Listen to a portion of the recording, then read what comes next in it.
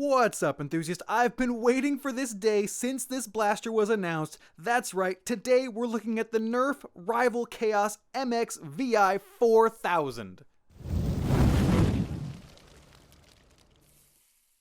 Starting off with the box, it's exactly what you'd expect from a rival blaster at this point. Sleek black box with red or blue depending on which color blaster you're getting, which I'm still enjoying for the line. On the back we've got the blaster and a nice little action scene with all four rival blasters to advertise them. But that's enough of the box. Let's get inside to what we really care about, the blaster. This is hands down my favorite rival blaster in terms of aesthetics. It just looks awesome. The lines are nice, the angles they gave the detail portions of the shell are sweet, and the muzzle even has nice detail on it. This is a hefty blaster that looks and feels like a primary, which I love. However, despite all my gushing, the shell isn't perfect. There's only black detailing on one side, which I've kind of come to expect now, but I still don't like it. Also, the stock is a little short. Having the stock be adjustable would have been great because their target audience is teens and teens can get pretty tall. So having this beefy blaster that you feel like you can't shoulder comfortably all the time is definitely a bummer, especially with the majority of the weight in the battery tray near the back.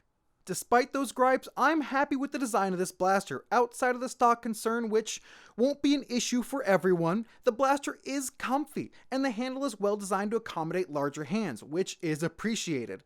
With the design out of the way, save for one thing I'll talk about later, let's talk function. The box claims 100 FPS, which my blaster did not match. I had highs in the low 90s and lows in the mid to low 80s. While these aren't horrible numbers, they aren't what was advertised. And I did my FPS testing with new rounds and shot them one at a time, half from the front of the mag and half from the back of the mag. The ones from the front did seem to shoot at a little higher FPS, but nothing groundbreaking. As for rate of fire, I shot all 40 rounds in slightly over 11.5 seconds, giving us about 3.5 rounds per second. Again, this isn't groundbreaking, and I would have hoped for a little faster rate of fire, but for a stock blaster, it certainly isn't bad.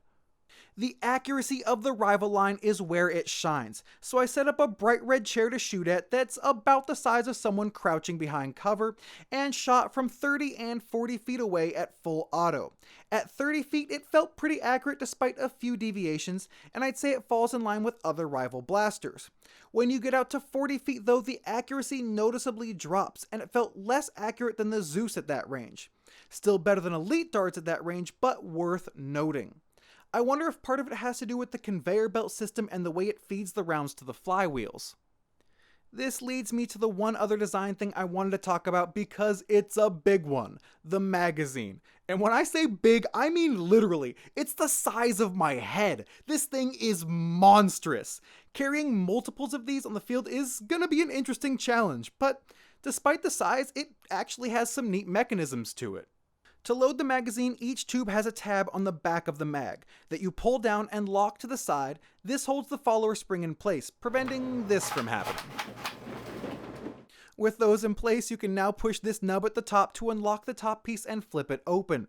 This reveals all 4 tubes for you to easily drop 10 rounds into each. You then close the top piece and flip the tabs on the back out of their lock position to re-engage the followers, and your magazine is ready to go. That top piece will apply just enough pressure to the rounds to prevent them from moving freely, but not enough to prevent the conveyor belt from carrying them to the flywheels. My biggest issue with the magazine isn't the size or the time-consuming reload. It's actually loading the magazine into the blaster. It's not quite as easy as a dart magazine. It requires you to line things up properly and feels a little finicky, which I know we all had enough problems with the Zeus magwell that we certainly don't want another rival blaster with awkward reloads. The more I did have an easier time overall, but there were still times I had issues lining things up, and in the middle of a game, that can be the difference between getting tagged out or not. Overall, I'm on the fence for this blaster. It's fun, there's no denying that. It looks and feels like a primary-worthy blaster. Despite the magazine concerns, it's a fun feeling when it clicks into the blaster and you've just got this monstrous blaster in your hands. It appeals to the child in me, and that's not a bad thing. I'm not sure how this is going to perform after being overhauled, but in stock form, it's not going to be a game changer if you play in super stock games. It comes down to this. It's not a performance superstar out of the box, but it's fun. It looks nice and it feels nice. Whether those things make it worth $70 is up to you. If you're all about performance, you may want to wait on this one.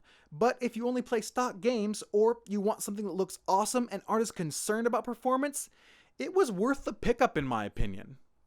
That does it for this review. What are your thoughts on the Khaos? Do you think I let my joy for aesthetics and feel outweigh the performance? Let me know in the comments. I always look forward to seeing your thoughts on things.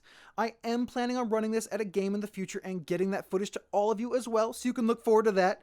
And if you're new to the channel and enjoyed the video, feel free to hit that subscribe button for more in the future. We've also got a Discord channel we recently started if you want to come and hang out there. The link is in the info, and as always, thank you so much for watching. Have fun flinging foam, and I'll see you next time.